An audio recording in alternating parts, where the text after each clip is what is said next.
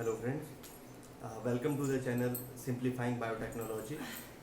हमारा आज का टॉपिक है nucleic acids as the carrier of genetic information. शुरू में साइंटिस्ट में कंफ्यूजन था कि सेल का ऐसा कौन सा कंपोनेंट है जो कि जेनेटिक मटेरियल को पास ऑन करता है from the parent to the offspring. Okay, so उस कंफ्यूजन में साइंटिस्ट थे कि ये जो मॉलिक्यूल है it can be your either nucleic acid और protein, but whatever with the molecule, यानी कि इन दोनों में से अगर कोई भी है वो तीन बेसिक फंक्शंस अपने परफॉर्म करेगा। And those functions are it should perform genotypic function, phenotypic function and evolutionary function. यानी कि वो जो कंपोनेंट है जो कि फंक्शन कर रहा है एज अ जेनेटिक मटेरियल, वो रेप्लिकेशन परफॉर्म करेगा, यानी कि अपने आप को मल्टीप्लाई करेगा, एक्सप्रेशन देगा और म्यूटेशन के अंदर जाएगा। तो ये तीन process that is it should undergo replication, it should undergo expression and it should also undergo mutation. ये तीन बेसिक फंक्शंस होने चाहिए उस कंपाउंड के जो कि आपका जेनेटिक मटेरियल की तरह वर्क कर रहा है।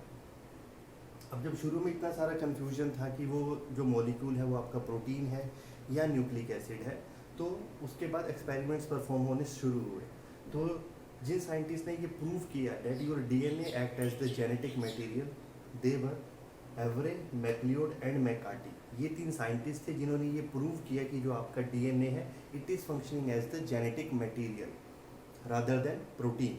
बट इन्होंने जो परफॉर्म किया, इन्होंने जो बेस लिया जिस चीज़ को, वो था आपका ग्रिफिथ्स एक्सपेरिमेंट। ओके, सो ग्रिफिथ एक साइंटिस्ट थे जिन्होंने अपने टाइम पे एक एक्सपेरिमेंट किया जहाँ पे उनको एक कंपाउंड मिला जिसको उन्होंने डिस्क्राइब किया as the transforming principle.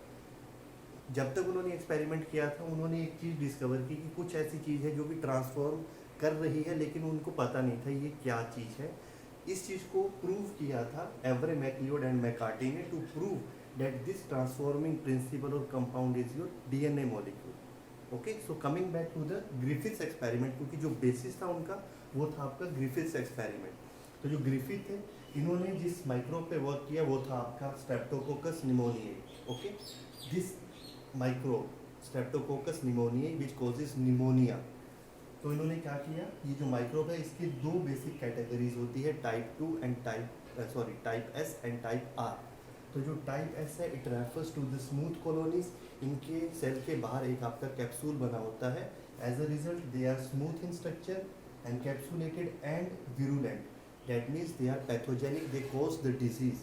Whereas the type R refers to the rough, non-encapsulated and the avirulent cells. That means type R is not going to cause your disease, whereas the type S is virulent or pathogenic and it results in the development of the disease. And both these type type S and type R are further subcategorized into type 1, type 2 and type 3 bacteria. So now coming up to the experimental work of Griffith. So Griffith first experiment which he did was with the live type 3S cells. Okay, so he injected the living type 3S into the live mice. That resulted into the death of the mice as a result of pneumonia. And from the dead mice he recovered the living type 3S bacterial cells. Okay, so from the dead mice living type 3S cells were recovered because type S is the virulent strain, and when it is injected into the live mice it resulted into the death of the mice. Second experiment में उन्होंने क्या किया, they took the heat killed type 3S cells, यानी कि उन्होंने इन sales को लिया, यहाँ पे लिविंग थे बट यहाँ पे उन्होंने उसको किल किया with the help of heat treatment. अब उन्होंने इन किल्ड सेल्स को जब लाइव माइस के अंदर इंजेक्ट किया तब आपका माइस की डेथ नहीं हुई, यानी कि नाउ दीज हीट किल्ड और cells are not able to cause the death of your mice. Third उन्होंने क्या किया, थर्ड एक्सपेरिमेंट में they took live type 2R cells. Now type 2R, that is they are avirulent, they are not going to cause any disease. Now they took the living type 2R cells and injected into the live mice. Again there was no effect on the mice. That means the mice were live, they were not succumbed by the pneumonia or the disease. And in final experiment they performed, they took the heat killed type 3S cells along with the living type 2R cells. they injected this particular combination into the live mice that resulted into the death of the mice. But to their surprise, they recovered the type 3S cells from the bacteria.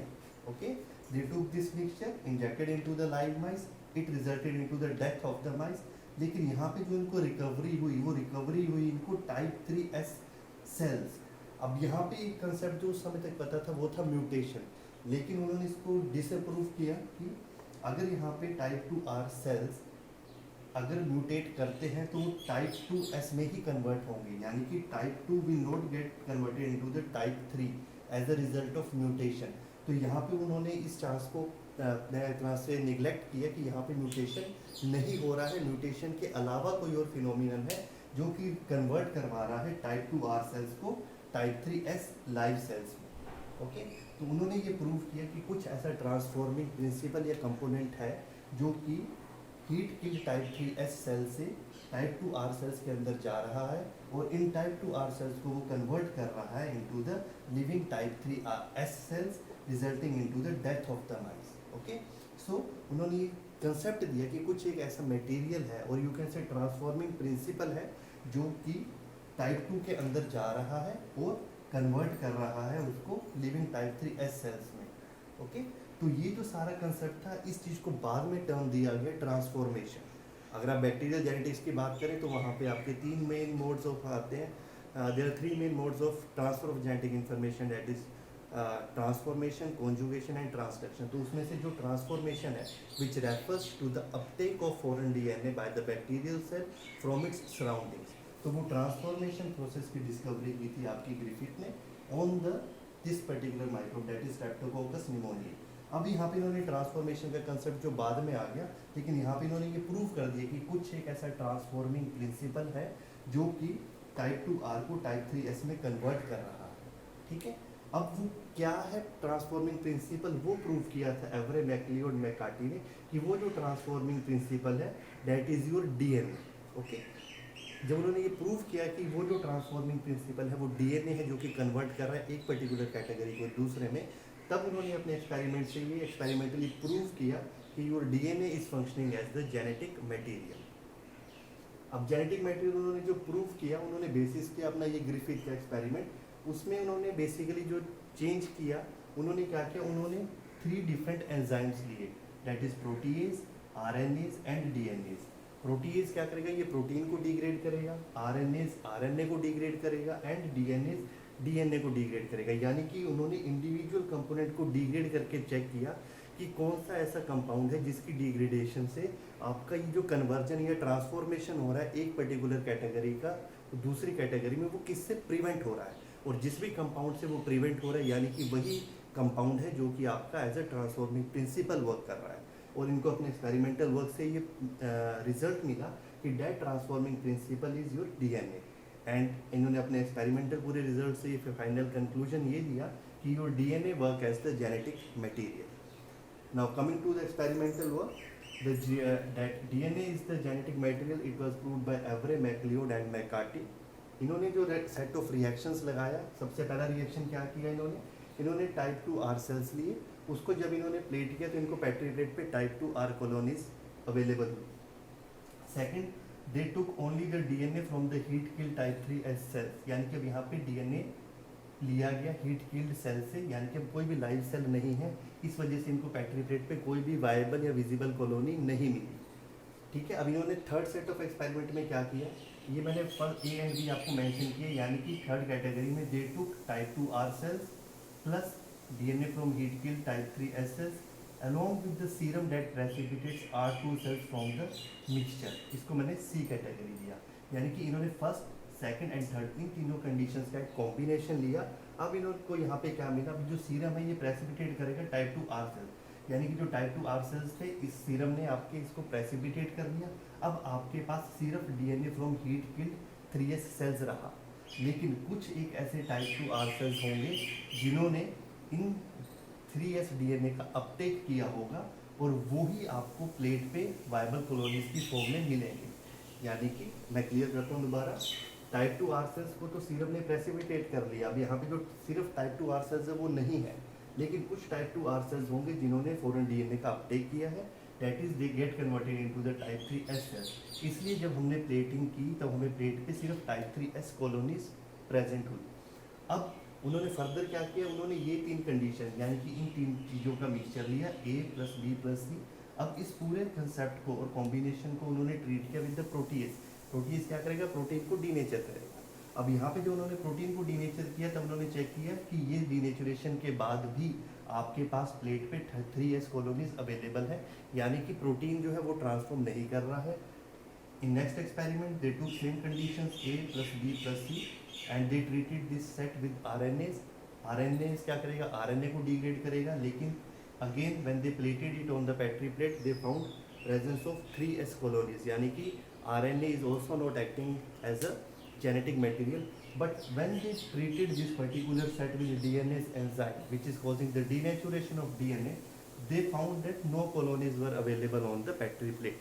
It means that your DNA is acting as the genetic material.